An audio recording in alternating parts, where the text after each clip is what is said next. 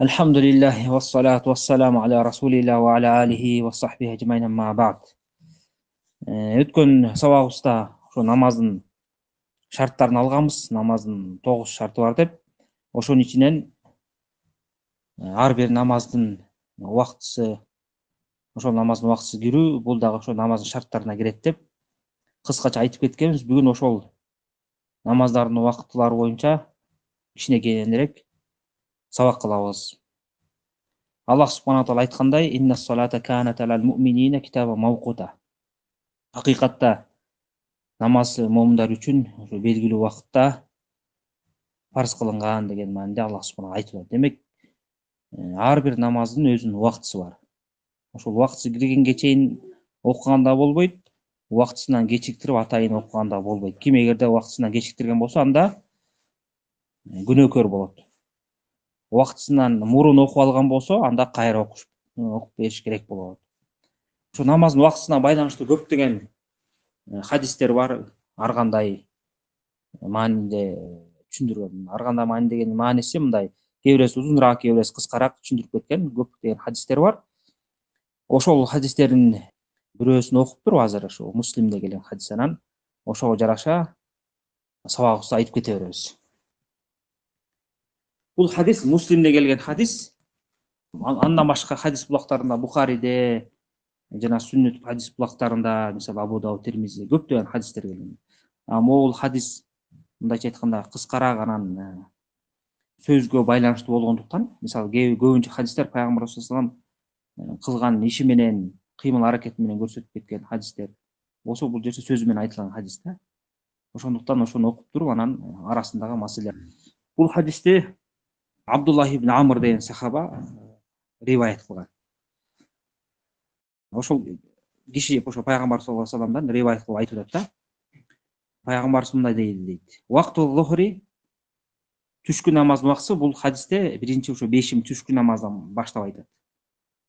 Кээ бир хадистерде баамдат намаздан баштаган, бирок могул хадисте ошо түшкү намаздан баштап айтат. Ошондуктан ошо хадисте кандай келген болсо, ошону баштай беребиз. Qala waqtu zuhri idha zalat ash-shams wa kana dhillu ar-rajuli ka tulihi deyт. Бешим намаздын убактысы дейт. Idha zalat ash-shams. Күн жана ортодон күн батыш тарапка жакка оор замат бешим намаздын убактысы башталат.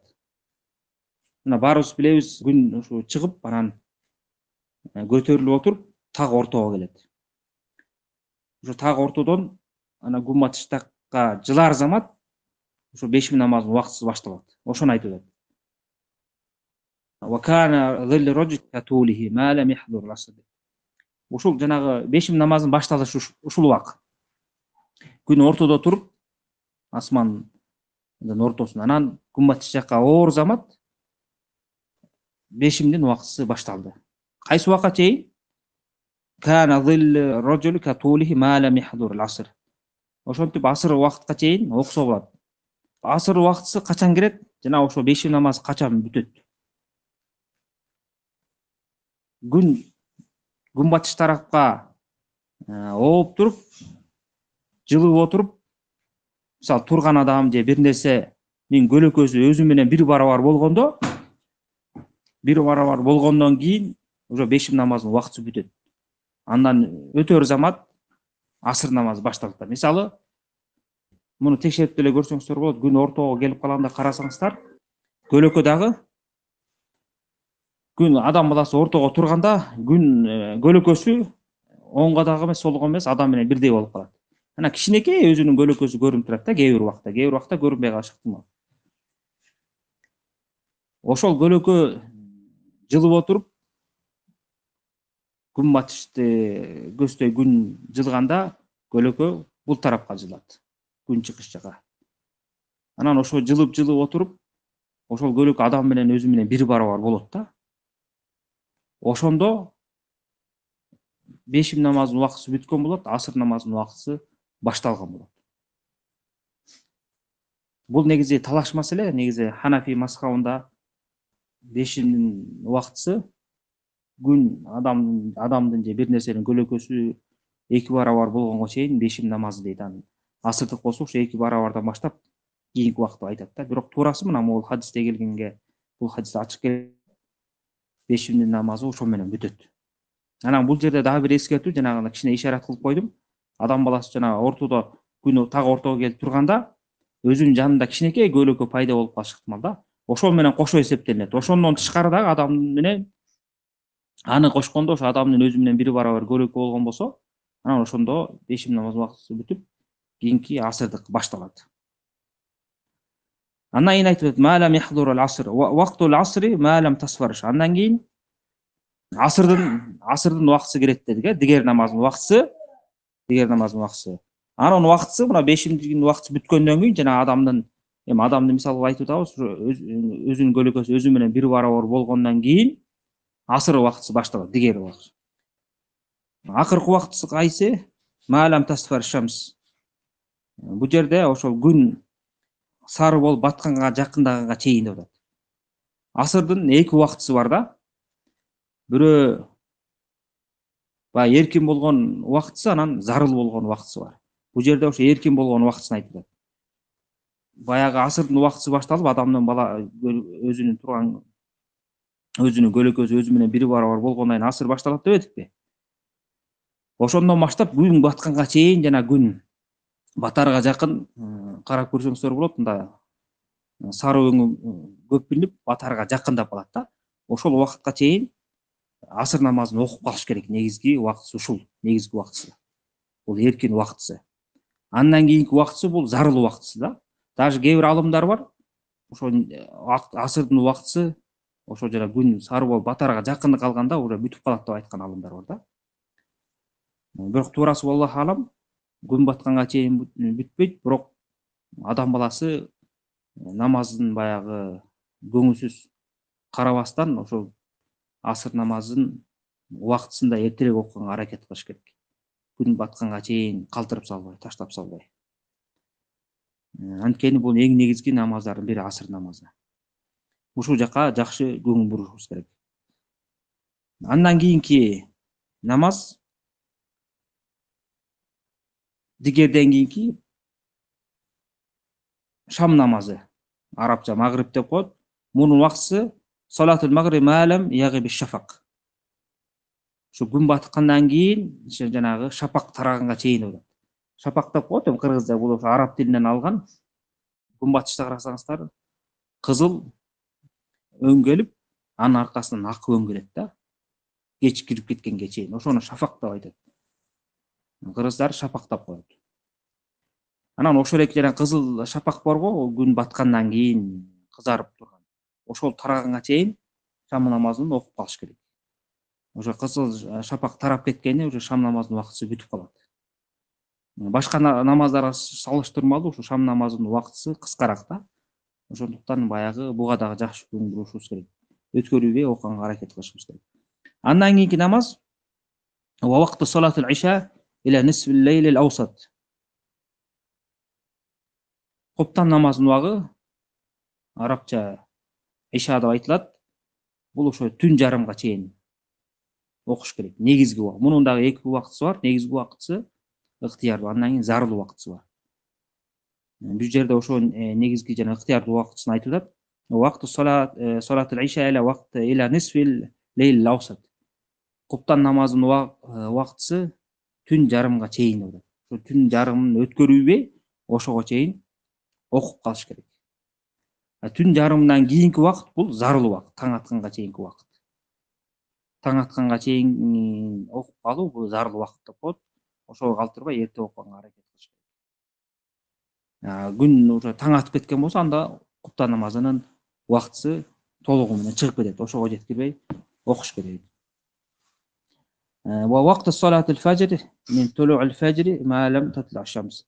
Акыркы намаз айтып атат. Багамдат намазынын убактысы болсо, мына арабча фажр дейт. Ушу таң чыккандан баштап, таң аткандан баштап күн чыкканга чейин деп атат. Мына ушул убакытта багамдат намазын окуп калыш керек. Анан бул жерде дагы бир маселе бар. Таң деген эки түрдүү болот. Арабча айтканда жалган таң, ана чыныгы таң деп коет да. Мисалы таң убактысы, жалган таң дегени күн чыгыш тараптан ошо таң атар алдында бир ак сыяктуу таң атып келаткандай бир көрүнүш пайда болуп туруп, ал тез эле жоголот да. Ошону арабча алар жалган таң деп коет. Ал таңын айткан жок. Бул жерде чын таң деп коет. Бул жанагы таң атар алдында күн чыгыш тарапта мындай узун ак сызык пайда болот да. Мына ошондо ошо таңдын убактысы кирген болот. Бул азыркы убакта айылдарда, шаарларда, эл жашаган жерлерде свет болгондуктан, нур болгондуктан жакшы айырмалап көрүнбөйт да. Жана ошондой эле бул нерсени баардык адамдар айырмалап биле бербейт. Мисалы, тала алыс жерде кээ бир айырмалап билген адамдар ошо таңдын атканын билет да. Эми азыркы заманда антип таңдын атканын караган адамдар деле жокко элесе, көбүнчө баарыбыз эле жанагы азыркы заманда чыккан убакытка, сааттын убактарына, календарларга таянып эле амал кылып жүрөбүз. Интернет же башка булактарда деле ушундай тактыкты көрсөткөн убакыттар бар. Ошолорду таап, ана колдонсо болот. Болбосо баягы таңдын атканын канчада так атып атат, адам өзү карап билиш бул кыйынга турат. Анан дагы бир ушуга байланыштуу бир маселе, бул көбүнчө жанагы орозо убагында көп кайталанат. Кээ бир адамдар үйүндө отуруп алышып, негизинен таң атканда ал караңгы сыяктуу эле көрүнүп турат. Аны айырмалаган эч ким жок да, жокко эсе да, жана башында айткандай эле. Анан үйгө отуруп алышып, таң ата элек турбайбы деп тамактарын иче берет да. Негизинен таң атып калган болот. Анан өздөрү качан үйдөн чыга калып, көздөрү менен көрүп, жаңыдан таң сүргөп агарып атканын көрмөйчү келип тамак ичип отура берген адамдар бар. Андай туура эмес. Анткени ал таң айылдын ичинде жашаганда көбүнчө көрүнбөйт ал таң атканычы. Ошондуктан өздөрүн кыйнабай эле жанагы атайын даярдалган, такталган календарларды таап алып, ошо менен амал кылганы жакшы. Эртең менен азыр намазга деле байланыштуу маселе ушундай. Мына ушул намаздын негизги убакыттары, 5 убакыт намаздын негизги убакыттары ушул. Ушул менен намаз окусак, иншалла, намаздарды өз убагында окуган болобуз. Анан дагы маселелердин бири, намаз окуганда намазды ушу алгачкы убагында, эң биринчи убагында окуган бул мустахаб, сүннөт болот да. Кечиктирбей окуган мустахаб, сүннөт болот. Анткени пайгамбар саллаллаху алейхи вассаламдан сурашканда, Абу Дауд, Тирмизи хадис булактарына келет. Эң жакшы амал кайсы дегенде, намазды ушу алгачкы убактысында окуган жакшы деген да. Ошо намаздарды алгачкы убактысында окуган сооптуураак жана мустахаб. Ошол себептен баягы намаздын убактысы кирип калганда башка нерсе менен алек болбой, намазды аткарганга аракет кылыш керек. Бир гана ушул жалпы намаздардан айырмаланган куптан намазы бар. Эгер адам өзү жалгыз окуп калса, же жамаат менен сүйлөшүп, куптан намазын кечирээк окуган мустахаб жакшы болот. Анткени Абу Барзат ал-Аслами деген сахаба, ушу Бухари, Муслимде келген хадисте айтат да. Ушу пайгамбар саллаллаху алейхи вассалам куптан намазын кечиктирип окуганды жакшы көргөн дейт. Кээ бир хадистерде түн жарымына чейин деп келет. Кээ бир аяттарда түндүн 3/1 өткөнгө чейин дейт. Эң негизги ошо куптан намазын колдон келсе кечиктирип окуган сооптуураак. Түн жарымынан өткөрбөй, ошого жакындатып окуган сооптуураак. Эгерде үйдө окуп калган болсо, ошого амал кылса болот элдер, жакшы. Эгерде жамаат менен окуп аткан болсо, анда кыйыныраак болуп калат, бирок жамаат менен сүйлөшүп кечире окуйл деген болсо, мүмкүнчүлүктөр бар болгон болсо, анда бул жакшы нерсе. Ушул нерсеге амал кылган жакшы. Жана ошондой эле бешим намазы негизи жалпы жонунан ошо башка намаздардай эле алгачкы убактысында окуган жакшы, бирок бир гана кээ бир убакта жана катуу ысыган күндөр болуп калат го, жайдын ортосунда, эми ысык жерлерде бул көбүрөөк кездешет. Бизде деле кээ бир ушундай убакыттар болуп калат, аябай күн ысып кеткен убакыт болот. Ошол кезде гана кичине кечиктирип окуган мустахаб болот. Пайгамбар саллаллаху алейхи вассалам ошо күн катуу ысыганда намазды кечиктирип ошентип муздаткыла деп айткан да. Намаз менен муздаткыла деп. Эгерде ошондой ысыкка адамдар туш болуп калган болсо, бешим намазын алгачкы убактысында окубай, асырдын убактысына жеткирбей, кичине кечиктирип окуган мустахаб болот. Бул жанагы катуу ысыган убакытта. Калган убакытта Калган намаздарды, мисалы, багымдат намазын, дигер намазын, шам намазын, күн ысык болбогондо бешим намазын алгачкы убакытта окуган сооптуураак. Ушуга ар кимибиз аракет кылып көңүл бурушубуз керек. Анан өткөндө баягы сабактын башында дагы айтып кеткенбиз. Намаздарга негизинен бекем болуш керек.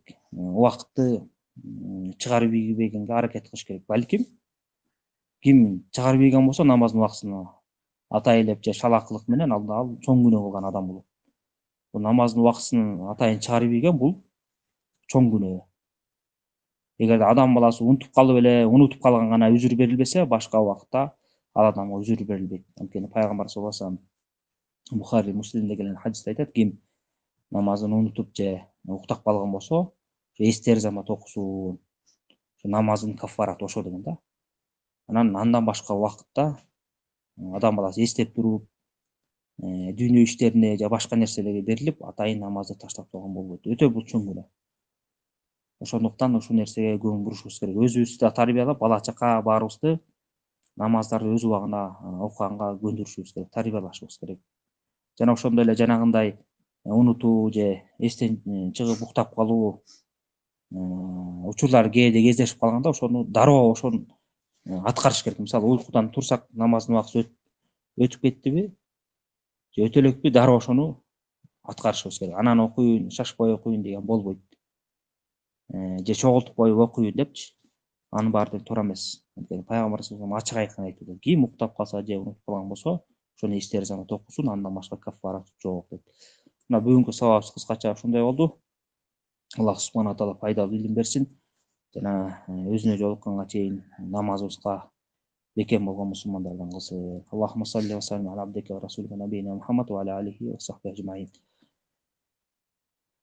Сабагыбыз ушу менен бүттү. Эми суроолор болсо кыскача жооп беренге аракет кылалы.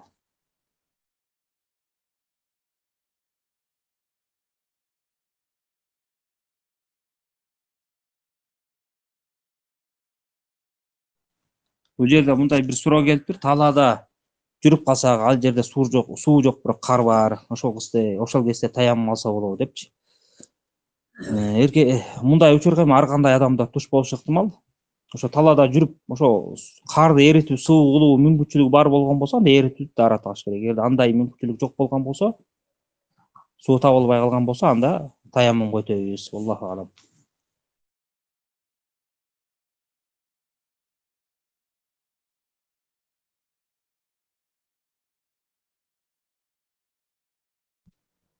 Андан кийинки суроо, витр намазын куптан намаздан кийин дароо окуса болобу дейт. Ооба, витр намазынын убактысы ошо куптан намаздан кийин дароо башталат. Ошо багымдат намазын окуганга чейин убактысы. Эгерде адам баласы өзүнүн уйкусуна ишенген болсо, түн ичинде туруп, айрыкча түндүн 3-чү бөлүгүндө туруп окуганы жакшы, сооптуураак. Эгерде уйкусуна ишенбесе, анда уктар алдында окуп жатканы жакшы. Аллаху алам.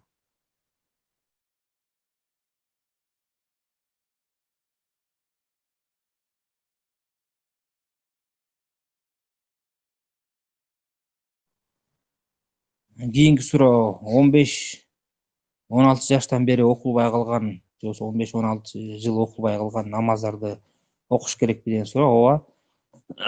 Канча жыл намаз окулбай калган болсо, ошонун баарын окуп бериш керек. Адам баласы ошо милдет экенин билип, жалкоолук менен же башка себеп менен таштап жүргөн болсо, ошону моюнда калган милдет, аны окуп кутулуп бериш керек. Аллаху алам. Эми кээ бирөө сурап калат, кандай кутулабыз деп. Кааласа мына бир убакытты белгилеп алды да, ошо бул намаз, тиги намаз деп окуп кутулса болот. Кааласа ар бир намаздан кийин кошумча окуп казалар кутулса болот. Адамдын өзүнүн баягы мүмкүнчүлүгүнө, шартына жараша. Бирок баягы кечиктирбей тез кутулганга аракет кылыш керек. Антпесе адам баласы канча жашайт, эч ким билбейт. Аллаху алам. Андан кийин суроо келиптир, эгерде жаш бала ыйлап калса, колго алып намаз окуса болобу? Ооба, ондай кылып намаз окуса болот. Пайгамбар саллаллаху алейхи вассалам да небересин кармап алып намаз окуган.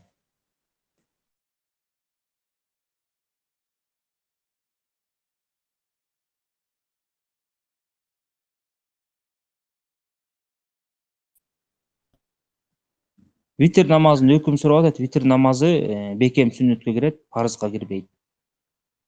Анткени 5 убакыт намаз эле парыз, андан тышкаркы намаздар сүннөт болуп саналат. Сүннөттөр экиге. Бекем сүннөт, анан жөнөкөй сүннөт болуп бөлүнөт. Витр ошо бекем сүннөттөрдүн катарына кирет. Аллаху алам. Кийинки суроо, жамаат менен намаз окуйн деп мешитке келсе, сап толуп калган. Анан ошол кезде жалгыз тура береби же дагы бир кишини, сапта турган кишини өзүнүн жанына тартып алып окуйбу деп бирөө сурап атат. Албетте пайгамбар саллаллаху алейхи вассалам айткандай, себепсиз эле адам баласы сапта жалгыз туруп окуган болбойт. Эгерде жанагындай мешитке кирсе, эч ким келбей жана ошондой эле сап толуп калган болсо, кире турган орун жок болсо, анда айла жоктон анда жалгыз туруп окуса болот. Бул зарыл учурунда кээ бир шарттардын өкүмү түшөт. Ошондой эле бул адам баласы колунан келген нерсени кылды, анан жанагындай бирөөнү тартпай эле койгон жакшы, тартпай эле өзүнчө эле сапта туруп окуй берет. Аллаху алам. Могу азыркы телефондордогу календарлар, намаздын календарларычы, ошолор туура эле да, ошолор менен намаз окуй беребиз да, багымдат, пешим, асыр эмелердичи.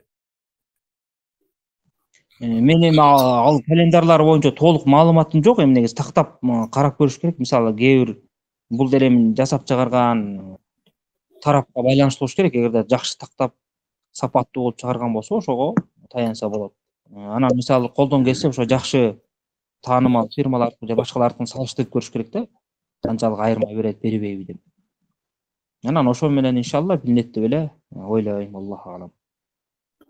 Суроо ошого байланыштуу мындай да, кээ бирлер эртең мененки багымдат намазын мисалы календарда турса, ошол календардан бир 20 мүнөт, 30 мүнөт өткөзүп туруп, анан ооз жабышат да, эртең мененки багымдаттын убактысын кечирээк кылыпчы, календардан дагы. Неге дегенде азыр караңгы депчи. Алар өзүлөрү сыртка чыгып карап көрсө караңгы экен, анан ошол караңгыны этибарга алып атат да. Жана хадисте келет эмеспи, биз мечитке келгенде жаныбыздагы турган кишини көрүп эмеспиз депчи даже. Демек эртең менен багымдат ошо караңгы эле болуш керек да. Анан ошондон тиги ушул кишилердин ооз чапкандары, анан эмелери туура эмес болуп калган жокпу деп эметем да, тиги ойлоп. Бирок аларга мындай айтайын десем, дагы мындай күчтүү эмем жок да, далилимчи. Ооба, ошол маселе боюнча ошончо жана айтып кетпедим сабактачы. Эскертип айтып кеттим. Кээ бир ошондой кылгандар бар да. Таң ата элек эле тамак ичип отура беришет. Бул негизи туура эмес, айтканым баягы. Айрыкча шаардын ичинде, айылдын ичинде жашап атканда таңдын качан атканы ал билинбейт ал. Караңгы болуп эле тура берет жылдыздар. Ал күн чыгыштар абдан акырын, аксызык баягы чоңоюп анан билинет да, ошондо таң сүргөн ошого чейин билинбейт. Ошондуктан өздөрү айрым ажыратып билбегенден кийин жанагындай эле ишеничтүү жакшы такталган календарлар таап алып ошого амал кылыш керек. Анан жанагынчалык 15-20 мүнөт менимче өтө эле кеч да. Балким кээ бир календарлардын айырмасы мүмкүн 3-4 мүнөтчө, 5 мүнөткө чейин айырма болуп калышы ыктымал, бирок жанагындай 15-20 мүнөткө чейин бул өтө эле чоң айырма да. Ошондуктан бул ибадат этияттуу болуш керек, өзлөрүн сакташ керек. Эгерде ким ошо багымдап таң атканга чейин уже атса деле тамак ичип отура берген, албетте бул орозосуна зыян тийгизет. Аллаху алам. Бакай устаз, анан экинчи суроо бар эле. Экинчи суроо. Могу асырды, жана хадисте келбеди, асырды сары, күн сары болгонго чейин окуш керек. Асырдын убактысы күн сары болгонго чейин депчи. Бирок ошол сарыдан өтүп кетсе дагы каза болбойт дегенге башка хадистерден далил келгенби? Ооба, негизи айтпадым. Бул жерде мен кыскартып эле айтып кеттим. Негизинен баягы негизги туура ой деп көргөн боюнча эле айтып кеттим да. Бул болсо Бухари Муслимде келген хадисте айтылат, пайгамбар саллаллаху алейхи вассалам ким дейт. Багымдат намазын бир рекетине үлгүргөн болсо, ал намазга үлгүрдү дейт. Ошондой эле ким асыр намазын бир рекетине үлгүргөн болсо, ал асыр намазын үлгүрдү дейт да. Демек бир рекетине окуп туруп андан кийин күн батып кетсе, уже намазга үлгүрдүм деген өкүмдү айтып атат да. Анан бул хадисте ачык айкын болуп турат. Демек асыр намазына үлгүрдү деп атат. Ошол себептен жана алдымдар ошо эки хадис чогултуп айтканда, демек пайгамбар саллаллаху алейхи вассалам бул хадисте жана күн кызарганга чейин же болбосо сары болгонго чейин, күн батарга жакындаганга чейин асырды окуп калгыла деген менен эки хадис кошуп айтканда, значит бул негизги болгон эркин убакыты болсо зарыл убакыт депчи. Негизинен зарыл убакыт бул жана үзүрлүү адамдарга берилет да. Анан ошого чейин атайын кечиктирген адамдардыкы туура эмес бул. Туура эмес иш кылып атат, ошого жеткирбей окуганга аракет кылыш керек. Аллаху алам. Түшүнүктүү, Аллах разы болсун. Assalamu alaikum warahmatullahi wabarakatuh. Ustaz, bu qaza namazlari o'qish kerak dedingiz. O'sha asr, sham 3 rakat, 4 rakat, 5, 4 rakat farzlarning o'sha 4 rakat bo'lsa 4 rakat, 3 rakat bo'lsa 3 rakat qilib o'qiysiz to'g'rimi? Ооба, ошол канча аракет болсо ошонун баарын окуп бериш керек.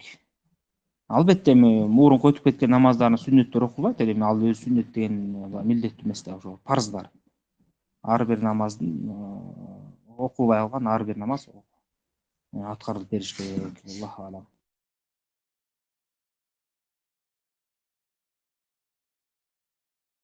Анда ушу менен намазды ушу менен сабагыбызды бүтүрөлү. Кийинки сабакка чейин иншалла. Аллах субхана өмүр берген болсо, кийинки сабакты улантабыз. Анан кээ бир жооп берилбей алган суроолор болду. Аны өзүм жеке ошо берген адамдарга эгерде жообун билип калсам жөнөтүп берем, Кудайым буйрса. Ассаламу алейкум рахматуллахи ва баракатух.